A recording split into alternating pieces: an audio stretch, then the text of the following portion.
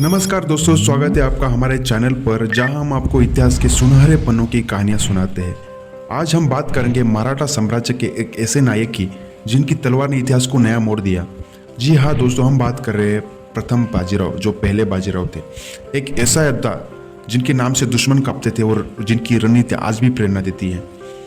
पेशवा बाजीराव का जन्म 18 अगस्त 1700 को पुणे के पास हुआ।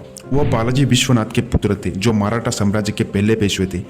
बाजीराव बचपन से कुशाग्र बुद्धि और नेतृत्व की क्षमता के लिए जाने जाते थे। 20 साल की उम्र में उन्हें मराठा साम्राज्य का पेशवा नियुक्त किया गया।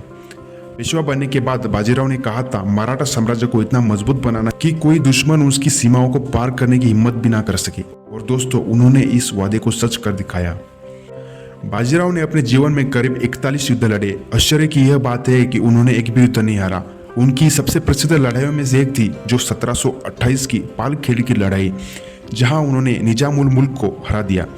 बाजीराव की गनीमी कावा यानी गुरिल्ला वारफेयर रणनीति इतनी अद्भुत थी कि दुश्मन उनकी चालों का अंदाजा भी नहीं लगा पाते थे। दोस्तों, बाजीराव का एक ही उद्देश्य था, मराठा साम्राज्य का विस्तार।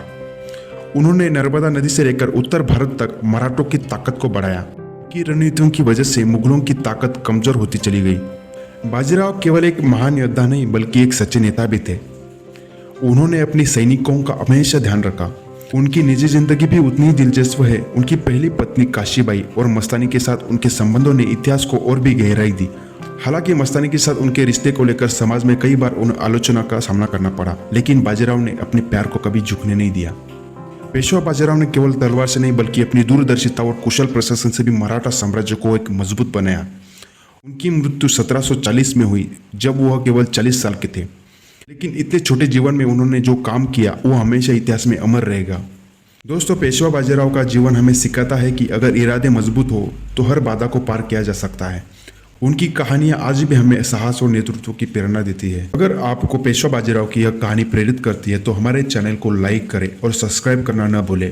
और कमेंट करके बताइए कि आपको उनके जीवन की कौन सी ऐसी बात है जो सबसे ज़्यादा प्रेरित करती है।